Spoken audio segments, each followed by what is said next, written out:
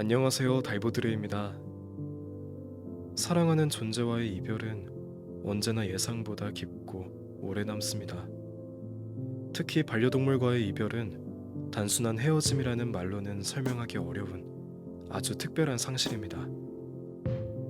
반려동물과 이별한 사람을 위한 책은 그 이름처럼 남겨진 사람들의 마음을 조용히 들여다보는 책입니다. 우리는 종종 동물이니까 괜찮아야 한다는 말이나 시간이 지나면 잊혀질 거야 라는 위로를 듣기도 합니다. 하지만 이 책은 말합니다. 그 슬픔은 작지 않으며 충분히 아파해도 괜찮다고. 그래서 이 이야기는 누군가를 잃은 사람에게는 위로가 되고 아직 이별을 겪지 않은 사람에게는 사랑을 더 깊이 바라보게 만드는 시간이 됩니다. 이 오디오북이 당신의 기억 속에 남아있는 따뜻한 순간들을 조금 더 소중하게 꺼내볼 수 있는 시간이 되길 바랍니다. 그리고 그리움이 찾아올 때 혼자가 아니라는 사실을 조용히 느낄 수 있기를 바랍니다. 지금 사랑했던 존재를 기억하는 이야기, 반려동물과 이별한 사람을 위한 책입니다. 구독과 좋아요 부탁드리고요. 여러분의 댓글과 관심은 큰 힘이 됩니다.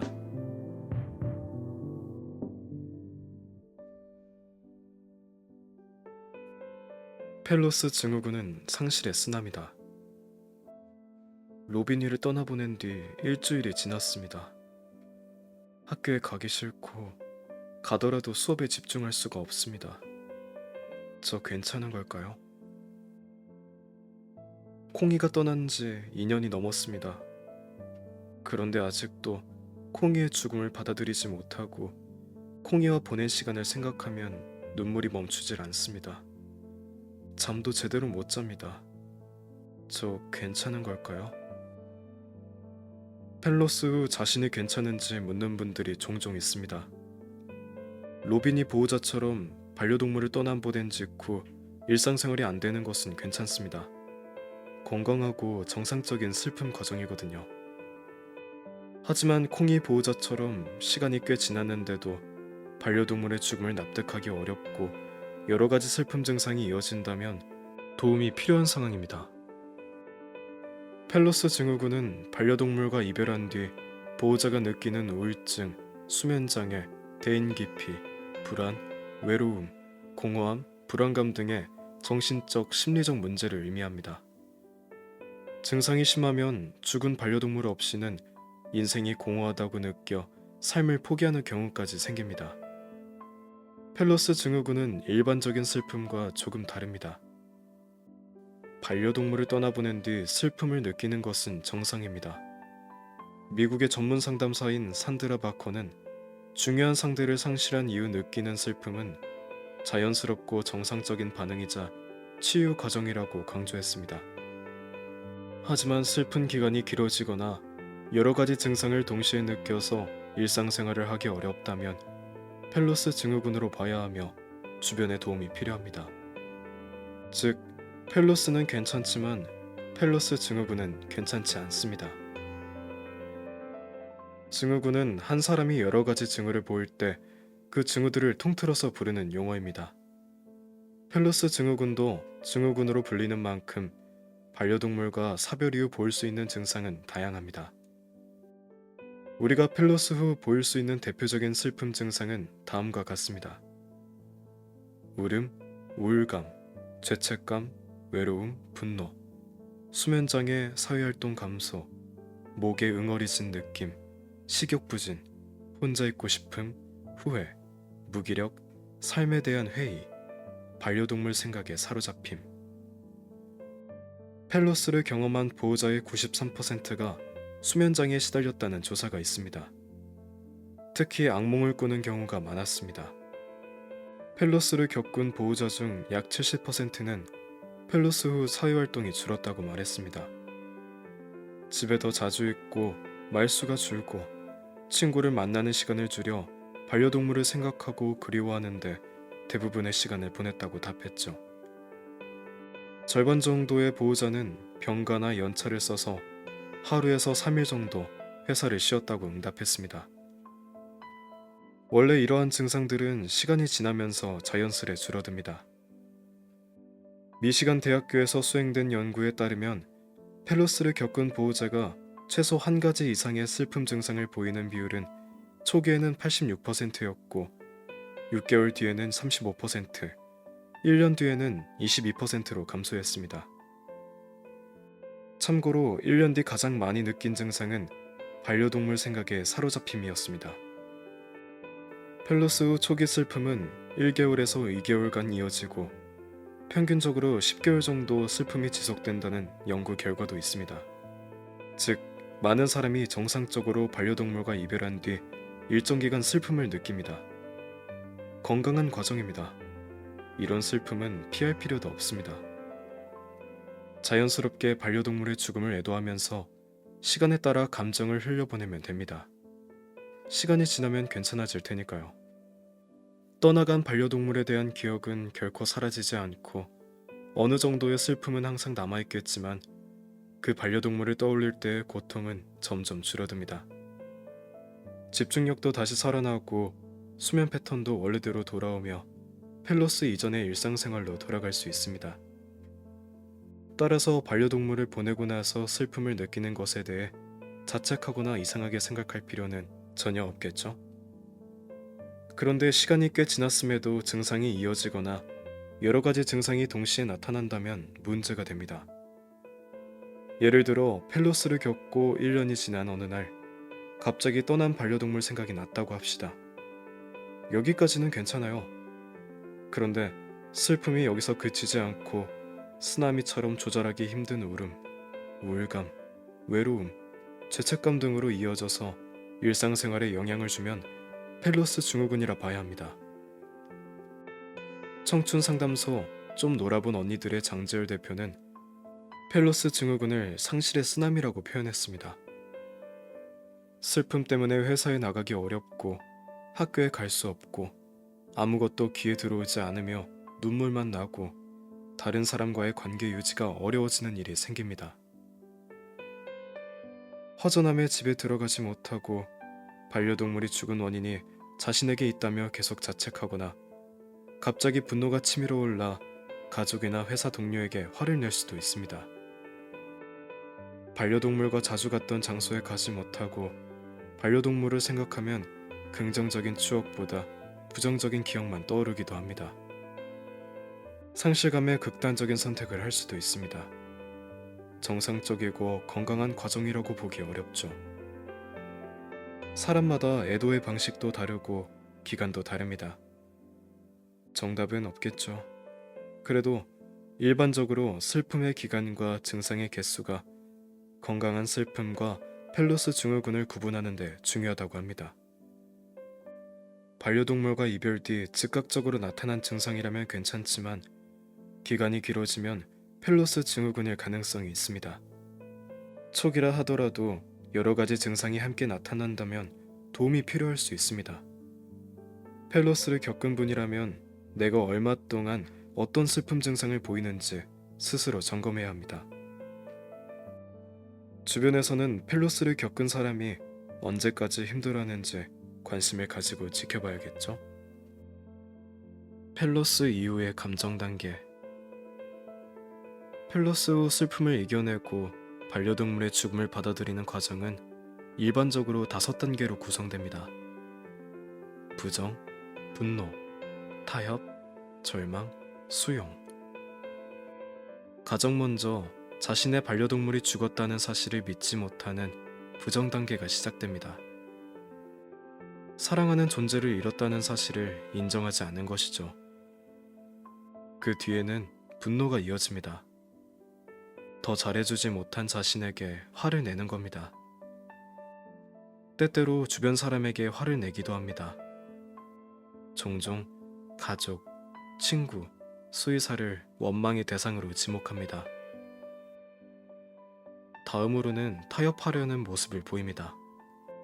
착한 행동을 함으로써 슬픈 현실을 연기하려는 것이죠.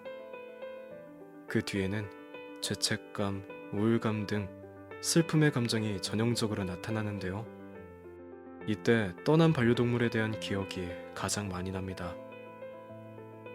그리고 마지막으로 수용이 이어집니다. 반려동물의 죽음을 받아들이고 일상생활로 돌아가라는 납득의 과정이죠.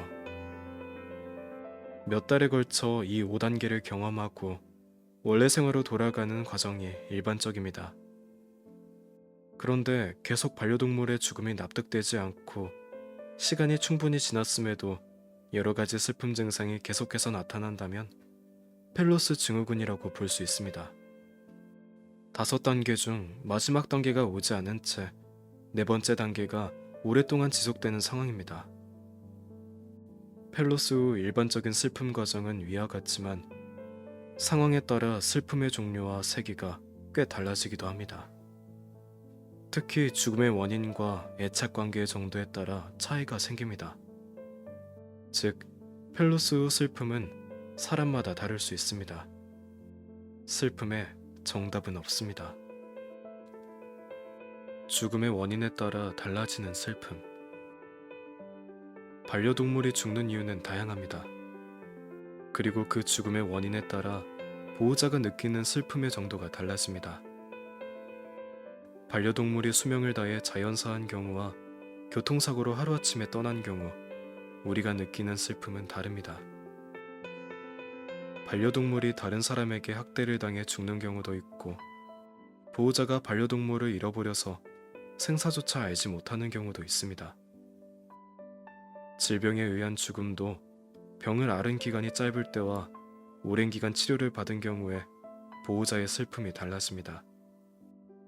심지어 안락사를 한 경우와 그렇지 않은 경우도 차이를 보입니다. 각 상황에 따라 펠로스를 준비하는 시간적, 정신적 여유가 다르기 때문입니다.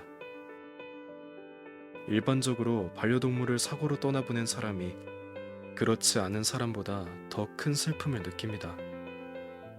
사고를 예방하지 못했다는 죄책감을 느끼며 자책합니다. 반려동물의 죽음을 인지하고 나서 정신적으로 받아들일 시간이 충분하지 않기 때문에 펠로스 증후군에 빠집니다.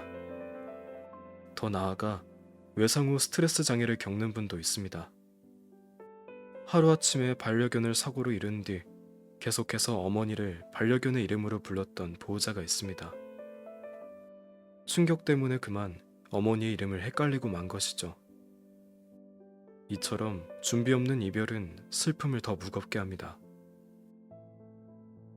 반려동물을 유실한 경우도 슬픔의 차이가 나타납니다. 반려동물을 잃어버리면 일반적인 상실의 슬픔과 함께 추가적인 감정이 드는데요.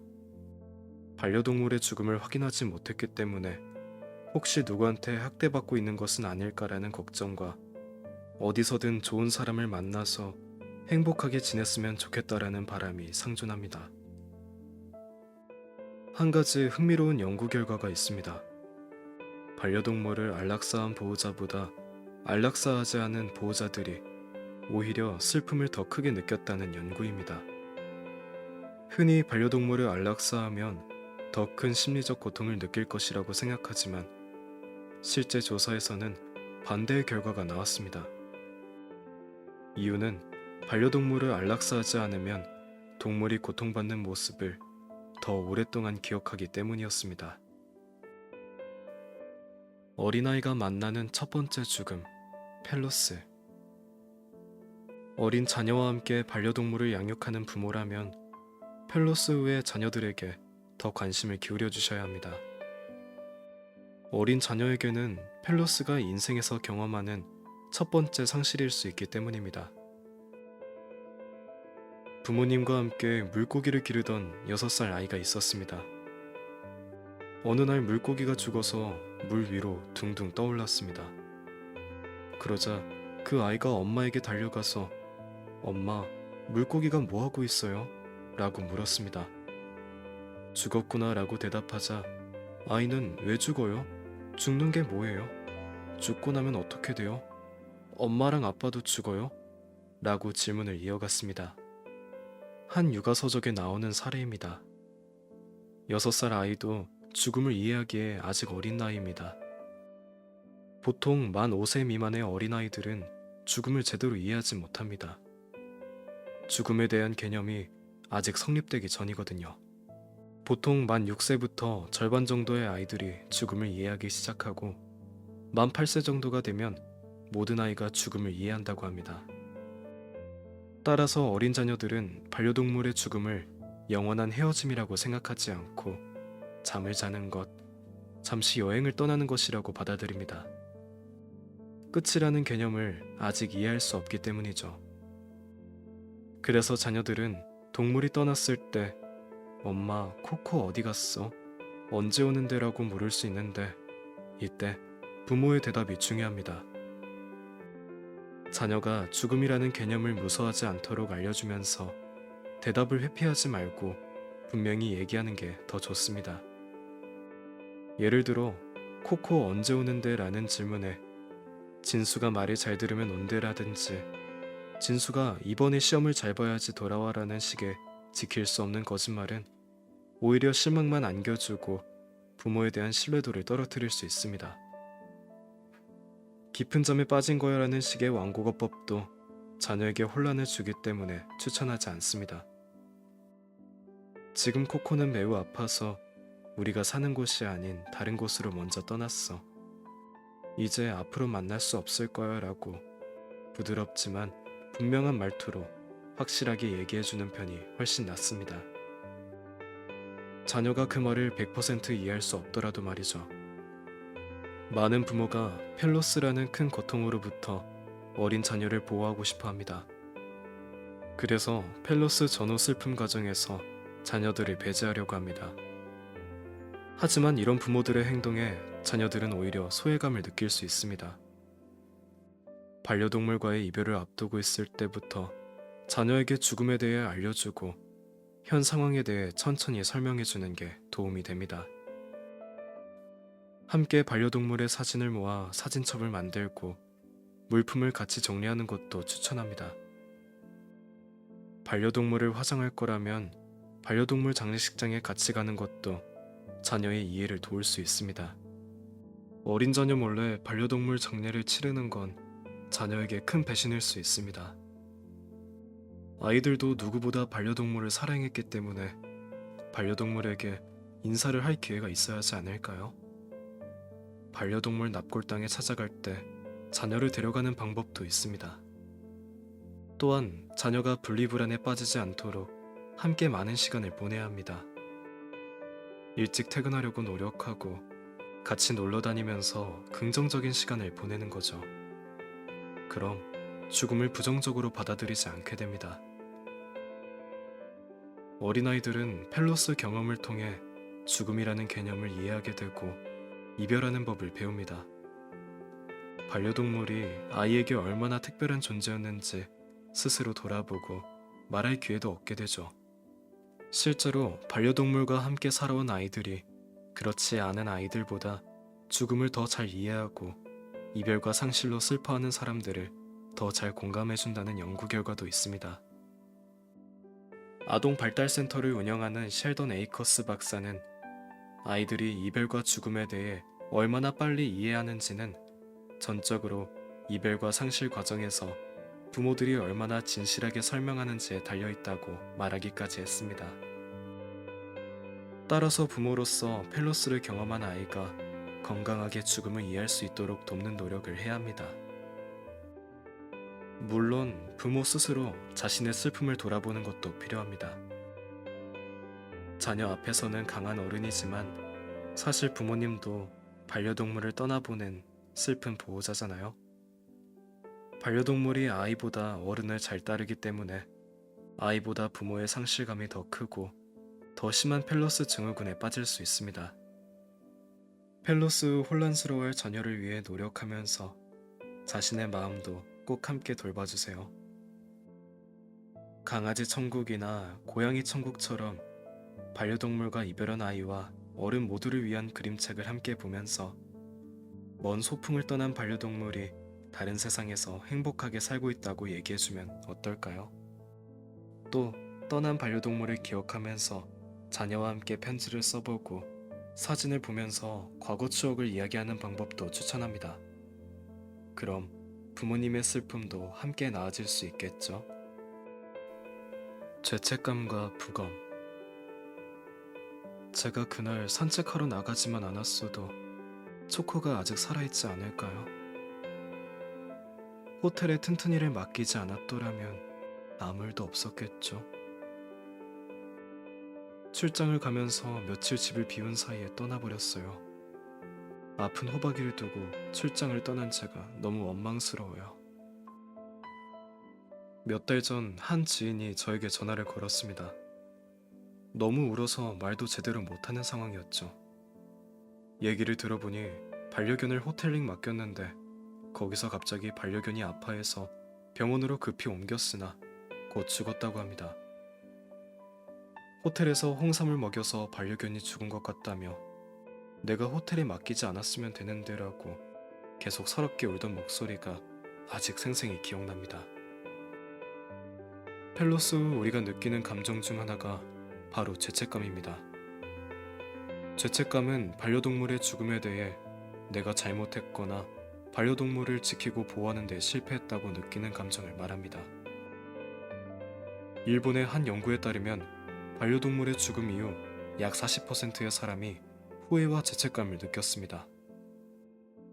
특히 이런 죄책감은 사고로 반려동물을 떠나보낸 경우에 더 많이 확인됩니다.